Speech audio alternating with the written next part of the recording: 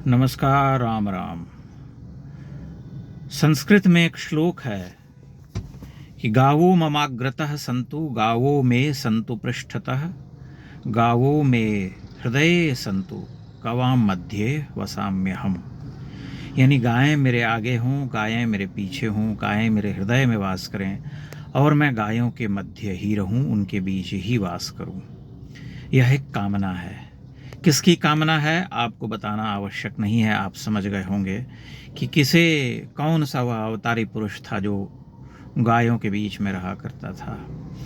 और इससे आप यह भी निर्णय कर सकते हैं, इसका आकलन कर सकते हैं कि जब हमारी चेतना हमारी संस्कृति में जो हमारा उच्चतम शिखर पुरुष है यह उसके द्वारा की गई कामना है तो मनुष्य की कोई बात नहीं है। यह भारतीय संस्कृति है जिसमें कि गायों को सबसे ऊंचा स्थान प्राप्त था।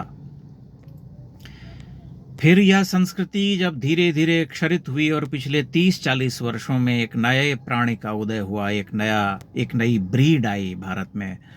उसने कहा मैं एनिमल लवर हूँ। उसने आकर के यहाँ हुंकार किया, एक तरह की घोषणा की कि मैं हूँ एनिमल लवर, मैं इस धरती का सबसे महान सबसे विशिष्ट प्राणी हूँ, सबसे बड़ा मानवतावादी हूँ।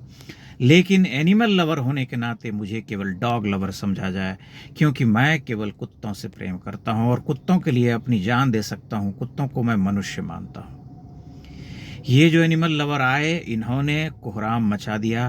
भारत के शहर शहर गांव गांव कस्बे में कुत्तों को पालने की जो प्रथा थी वह जो है भयंकर रूप लेती चली गई और कुत्ते जो हैं स्वच्छंद स्वैराचारी हो गए। उनको अब कोई लगाम कसने वाला नहीं रहा, उनके ऊपर कोई अंकुश नहीं रहा। कुत्ते विचरण करने लगे। जो 5-10 की संख्या में होते थे वे 100-200 की संख्या में हो गए। आए दिन लोगों को काटने लगे, भगाने लगे, हपकने लगे, नोचने लगे, निरीह बच्चों के ऊपर आक्रमण करने लगे। लेकिन जो एनिमल लवर थे उन्होंने कहा नहीं नहीं, कोई बात नहीं, अगर हमारे प्यारे पशु ने तुम्हें काट लिया तो इसे तुम अपना सौभाग्य मानो, उसे तुम आशीर्वाद दो, उसे गले लगाओ, उसे रोटी खिलाओ, उसे बोटी खिलाओ, उसे चुम्मा दो, क्योंकि वह तो मनुष्य है, कुत्ता है ही नहीं, वह हमारा डॉगी है।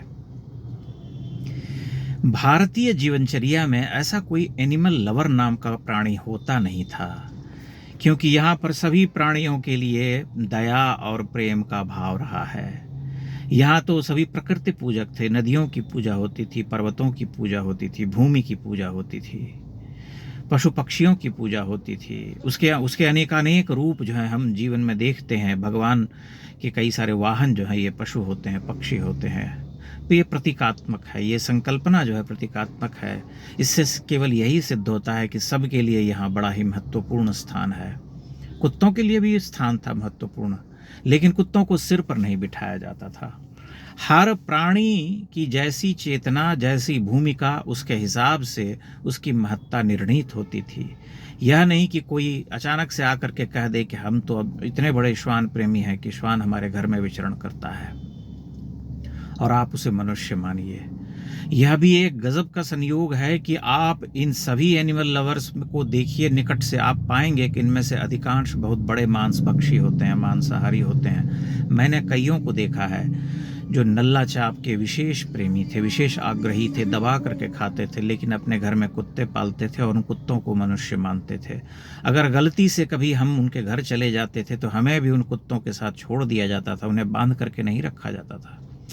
वे मानते थे कि कुत्ते हमारे लिए प्रिय हैं तो उसके लिए भी प्रिय होगा। यह इनका दृष्टिकोण होता है। इनका यह भी दृष्टिकोण होता है, जिस सोसाइटी में ये कुत्ते पालते हैं उस सोसाइटी में अगर उनका कुत्ता किसी के ऊपर झपट पड़ता है, किसी को नोच लेता है, काट लेता है, तो ये किसी अपराध बोध या ग्लानि से नहीं भरते। ये सॉरी नहीं कहते, बल्कि बहस करने लगते हैं। उल्टा ये कहते हैं कि तुम्हारी ही गलती है, तुमने उसे प्यार नहीं किया इसलिए उसको काट लिया। परसों एक महादेवी ने कहा था कि कुत्ते सिर्फ दुष्ट लोगों के ऊपर भौंकते हैं। आज जब कोर्ट ने अपना निर्णय एक तरह से पलट दिया और उसे और जटिल बना दिया, तब भी समाचार पत्रों में यही समाचार छपा था कि भारतवर्ष में यह जो संख्या है कुत्तों की, यह विकराल रूप लेती जा रही है और हर पिछले वर्ष जो है 37 लाख लोगों को कुत्तों ने काटा है। 2024 की बात है।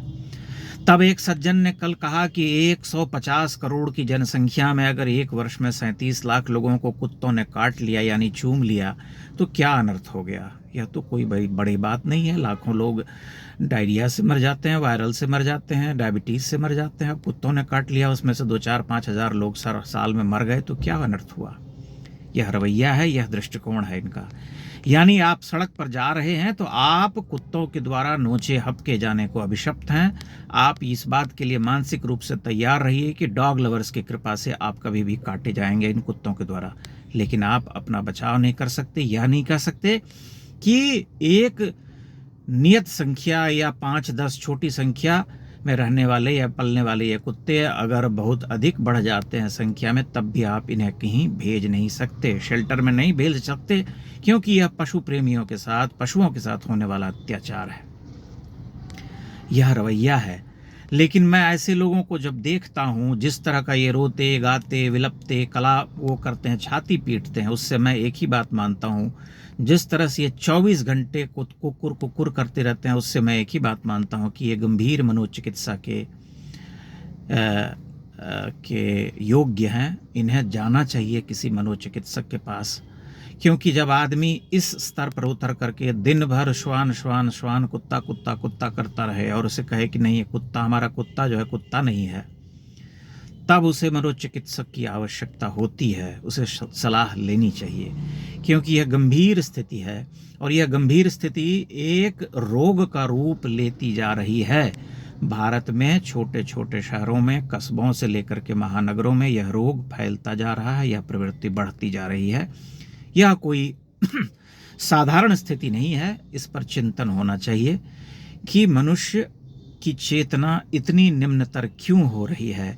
वह जीव दया या जीव प्रेम के नाम पर इस तरह के ड्रामे क्यों कर रहा है, क्योंकि जीव दया या जीव प्रेमी कोई अलग एलियन नहीं था, किसी और ग्रह से आया हुआ नहीं था जो यह कहता है कि हम एनिमल लवर हैं।